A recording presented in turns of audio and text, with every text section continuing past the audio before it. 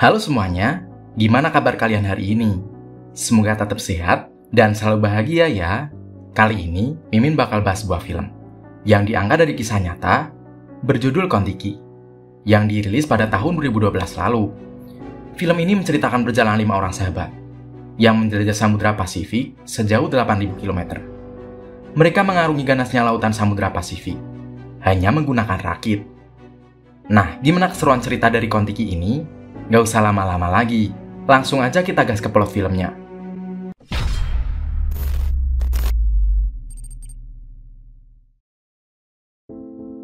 Film berawal pada tahun 1937. Thor dan istrinya bernama Liv, yang berasal dari Norwegia, tinggal di sebuah pulau terpencil bernama Fatuhiva, tepatnya di Polinesia. Di pulau ini, mereka sudah tinggal selama bertahun-tahun. Pulau itu terletak di sisi barat Samudra Pasifik, tetapi lebih dekat dengan benua Asia. Oleh karena itulah, banyak ilmuwan menyebutkan bahwa penduduk asli Polinesia awalnya berasal dari benua Asia.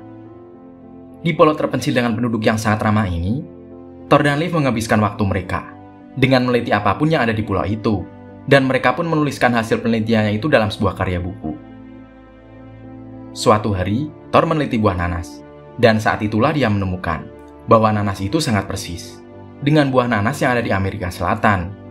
Dan dia pun mengira, mungkin saja nenek moyang orang Polinesia berasal dari Amerika Selatan dan bukan dari Asia. Untuk membuktikan rasa penasarannya itu, dia lalu menemui tetua adat Pulau Fatuhiva. Dia menanyakan dari mana asal nenek moyang mereka. Tetua itu pun menjawab bahwa nenek moyang mereka berasal dari timur, dan mereka menyebutnya dengan Tiki, yang artinya dari Amerika Selatan, dan datang menggunakan kapal. Pada malam harinya, tetua itu mengajak Thor ke suatu tempat tersembunyi dan memperlihatkan patung Tiki kepada Thor. Ternyata, patung itu memiliki bentuk yang sama dengan patung-patung kepercayaan yang ada di Amerika Selatan. Dan disitulah Thor semakin yakin bahwa nenek moyang orang Polinesia bukan dari Asia, melainkan dari Amerika Selatan.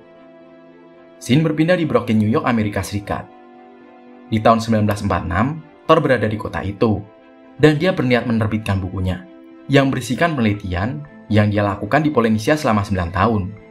Sementara itu, Liv istrinya untuk sementara kembali ke negara asalnya, yaitu Norwegia. Buku milik Thor tersebut adalah buku hubungan prasejarah, bahwa nenek moyang bangsa Polinesia berasal dari Amerika Selatan. Dia mendatangi perusahaan penerbit buku, namun di sana dia malah dianggap gila, karena teorinya yang tidak masuk akal. Sebab, menurut penelitian antropologi yang sudah ada, pada zaman dahulu sebelum era modern, tidak ada orang Amerika yang mampu berlayar mengarungi ganasnya Samudra Pasifik ke Polinesia, karena pada saat itu tidak ada kapal canggih seperti sekarang ini. Saat itulah Thor membantahnya bahwa nenek moyang bangsa Polinesia berlayar menggunakan rakit dari Amerika Selatan. Dan saat itu juga, penerbit buku yang ada di depan Thor menantang Thor untuk berlayar dari Peru menuju ke Polinesia, mengarungi Samudra Pasifik dengan menggunakan rakit. Tantangan itu juga sebagai pembuktian, dan jika Thor berhasil, maka teorinya tersebut akan dapat diterima. Karena merasa tertantang dan teorinya sudah diremehkan, maka dia pergi ke Museum Nasional Geografi untuk mencari dana demi menjalankan ekspedisinya itu, yaitu berlayar dari Peru ke Polinesia menggunakan rakit sejauh 8.000 km tanpa menggunakan mesin, dan hanya memanfaatkan arus laut serta hembusan angin saja. Dan itulah yang dilakukan Tiki 1.500 tahun yang lalu. Di sini banyak orang juga yang menganggap bahwa teori milik Thor ini gila, karena berlayar hanya menggunakan rakit, mengarungi ganasnya ombak Samudra Pasifik, dianggap saja sama dengan ekspedisi bunuh diri. Keesokan harinya, dia pergi ke sebuah bar. Di sana dia mengajak beberapa orang untuk ikut dalam ekspedisi menantangnya tersebut. Namun, di bar tersebut ide dia pun masih sama dianggap gila, dan tidak ada satu orang pun yang mau ikut berlayar bersamanya. Saat dia keluar bar dengan perasaan yang sangat kecewa, tiba-tiba ada seseorang yang menghampirinya. Dia bernama Herman, yang ternyata Herman sudah mendengarkan pembicaraan Thor di dalam bar secara diam-diam. Herman merupakan seorang sales kulkas, dan dia tertarik dengan ekspedisi yang akan dilakukan oleh Thor. Herman pun menawarkan dirinya untuk ikut dalam ekspedisi tersebut. Nggak pakai pikir lama, Thor langsung menerimanya, dan mereka menjadi teman mulai saat itu. Keesokan harinya, mereka langsung memesan tiket menuju ke Peru. Sebelum berangkat, Thor berpamitan pada istrinya. Dia bilang bahwa dia akan berlayar mengarungi Samudra Pasifik menggunakan rakit. Namun, istrinya menahannya, karena perjalanan itu sangat berbahaya, apalagi Thor tidak bisa berenang. Istrinya juga mengatakan bahwa anaknya sudah menunggu sang ayah di rumah. Thor tetap bersikeras melakukan ekspedisinya itu, karena dia akan membuktikan kerja kerasnya kepada orang-orang bahwa teorinya itu benar. Thor dan Herman lalu terbang menggunakan pesawat menuju Peru. Tanggal 3 Februari 1947, setelah sesampainya di Peru, dia disambut oleh 3 temannya yang berasal dari Norwegia. Mereka bernama Erik, kemudian Thorstein, dan juga Knut. Herman pun berkenalan dengan ketiga teman barunya itu. Kemudian, Thor menjelaskan kepada mereka dan memperlihatkan desain rakit yang harus dibuat oleh mereka berlima. Menurut Thor, rakitnya itu harus sama persis dengan desain kuno, yang sama dengan Tiki gunakan dahulu kala untuk mengarungi Samudra Pasifik. Rakit yang Tiki gunakan 1500 tahun yang lalu dibuat dengan menggunakan kayu balsa, dan Thor juga berniat akan menggunakan kayu balsa itu. Thor berkata bahwa ekspedisinya ini belum bisa langsung mereka lakukan, karena mereka masih butuh dana lagi untuk kebutuhan logistik dan juga makanan selama 100 hari mereka mengarungi Samudra Pasifik. Saat di penginapan dan Thor sedang pusing memikirkan dana, dia dihampiri oleh seorang pria bernama Ben. Ternyata, Ben sudah mengetahui Thor melalui koran, sebab Thor dan rencana ekspedisinya ini ternyata sudah dimuat di sebuah koran. Ben menawarkan dirinya untuk ikut dalam pelayaran tersebut. Nah, Ben ini adalah seorang etnografer yang tentunya ahli menggunakan kamera. Tidak menyia-nyiakannya, Thor langsung menyetujui Ben untuk ikut. Sehingga dia dapat mendokumentasikan perjalanannya itu sebagai bukti bagi para pembantahnya. 3 minggu sudah mereka lalui kala itu. Mereka diusir dari hotel karena nunggak membayar hotel itu. Tak habis akal, Thor langsung mendatangi istana kepresidenan Peru untuk mencari dukungan dana. Agar proposalnya di ACC, maka dia akan membawa nama Peru dalam ekspedisinya ini, dan akan membuktikan kepada seluruh dunia bahwa orang Peru lah nenek moyang bangsa Polinesia. Sang presiden pun langsung menyetujuinya untuk memberikan dukungan dana pada Thor. Dia diberikan berbagai keperluan dan perlengkapan untuk menunjang ekspedisinya tersebut. 28 April 1947, hari yang dinantikan pun tiba. Thor dan kelima temannya akan berangkat menuju ke Polinesia menggunakan rakit. Mereka dilepas dan disaksikan oleh warga Peru. Mereka mulai berangkat menggunakan hembusan angin menuju ke tengah samudra yang ganas selama 100 hari sejauh 8.000 km. Di pelayarannya ini, mereka dibekali dengan radio komunikasi untuk berkomunikasi dengan pers. Di tengah lautan, mereka mulai mengepakkan layar yang bergambarkan Tiki. Mereka juga mendokumentasikan hari pertamanya, berlayar mengarungi Samudra Pasifik.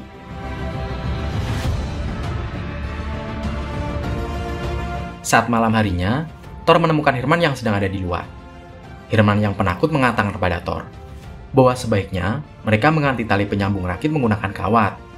Namun Thor meyakinkan Herman agar percaya padanya bahwa pelayaran ini akan berjalan dengan aman dan lancar, seperti yang sudah Tiki lakukan 1500 tahun yang lalu, menggunakan metode kapal kuno yang sama.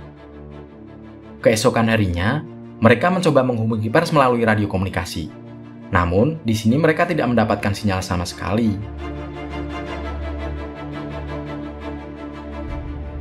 Sore hari pun tiba. Terlihat, kilatan petri mulai menunggu mereka di lautan itu. Tanda badai besar akan segera menyambut mereka.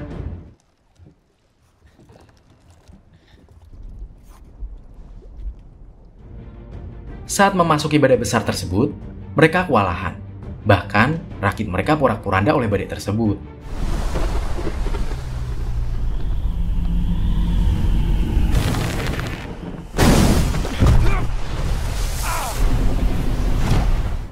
Mereka semua berusaha mengikat tubuh mereka agar tidak terbawa gelombang badai yang mengerikan.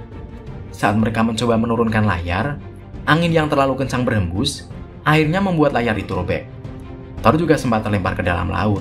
Untung teman-temannya berhasil menyelamatkannya.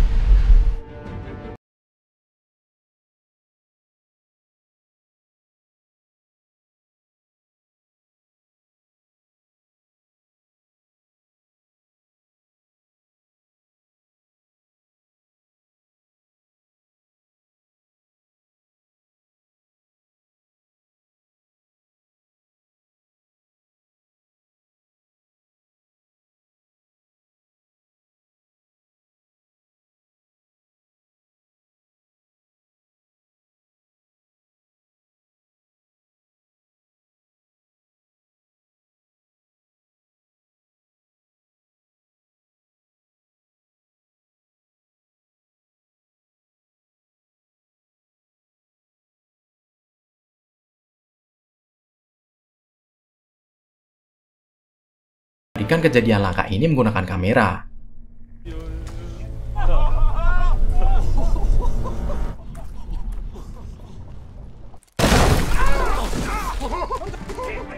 Herman yang seorang penakut dan belum pernah berlayar sebelumnya, sangat ketakutan melihat hiu paus ini.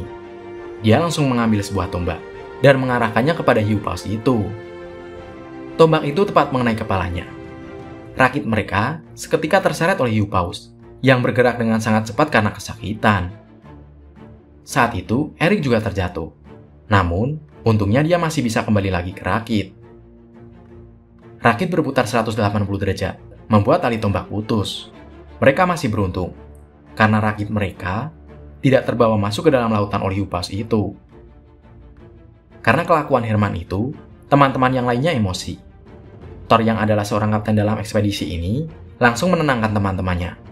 Dia meminta agar teman-temannya memaklumi perbuatan Herman tadi. Berminggu-minggu waktu pun berlalu. Di sebuah malam, mereka dikejutkan dengan sebuah cahaya biru terang dari dalam lautan. Saat mereka melihatnya, ternyata ada sekelompok binatang laut yang memancarkan cahaya di bawah rakit mereka.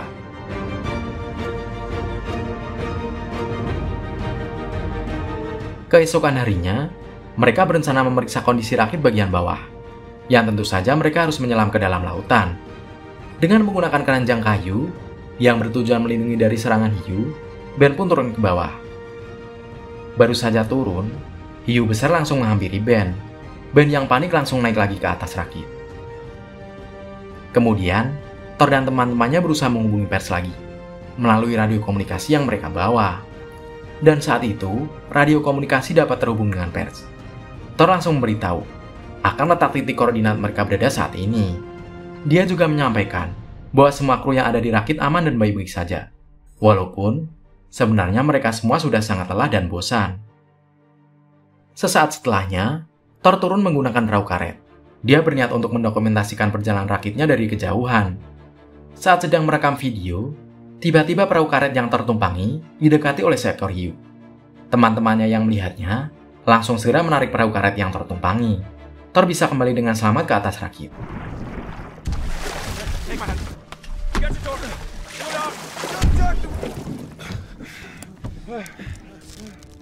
Namun, burung kakak tua yang mereka bawa, entah apa yang merasukinya, membuat dia ingin mandi di lautan. Dan tidak lama kemudian, burung itu langsung dimangsa oleh hiu tadi. Erik yang melihat burung kesayangan dimangsa oleh seekor hiu tidak terima. Dia langsung menangkap hiu itu dengan tangan kosong. Dia pun membunuh hiu itu dengan penuh emosi. Tanpa mereka sadari, darah dari hiu bercucuran ke lautan dan mengundang hiu-hiu lain untuk datang ke sana. Rakit mereka pun kini dikelilingi oleh segerombolan hiu.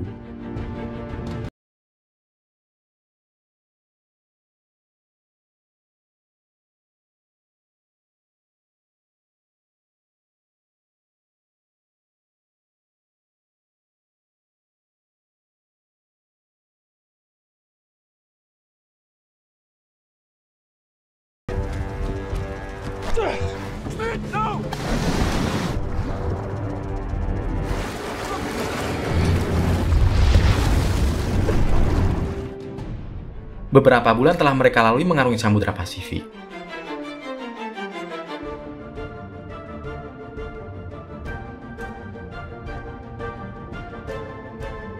Erik memberitahukan kepada Thor bahwa kini mereka sudah berada di selatan Khatulistiwa. Artinya, perjalanan mereka akan segera berakhir.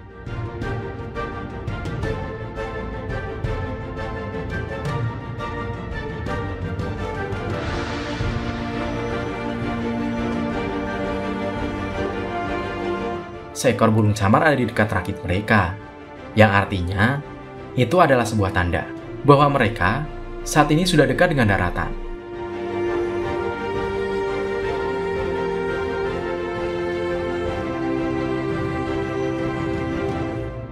Mereka berkumpul di tepian rakit dan merasa sangat bahagia dapat melihat burung camar itu.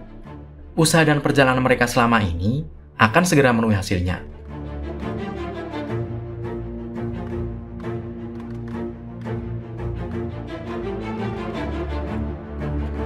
Namun saat mereka berkumpul, mereka menyadari bahwa ada satu lagi tantangan yang harus mereka lalui. yaitu ada sebuah karang besar yang akan menghalangi mereka untuk sampai ke daratan. Terpikirkan oleh mereka untuk menggunakan gelombang besar untuk berselancar dan dapat membuat rakit mereka dapat terdorong sampai ke daratan. Rencana mereka segera dimulai. Menggunakan benda berat sebagai jangkar, saat gelombang besar datang, mereka terdorong dengan sangat cepat dan dapat sampai di sebuah pulau.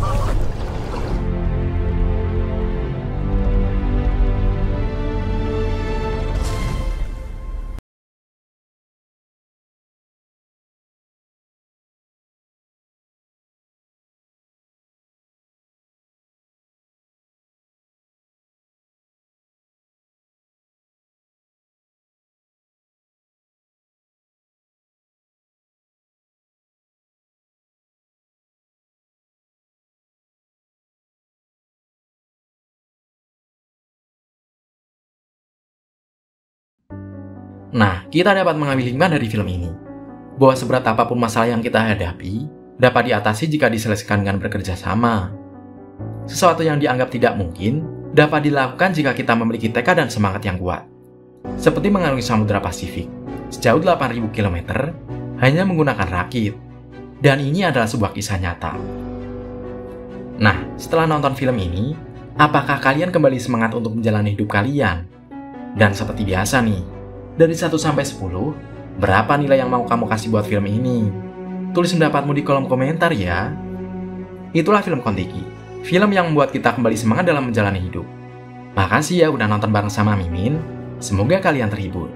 Mimin pamit, dadah.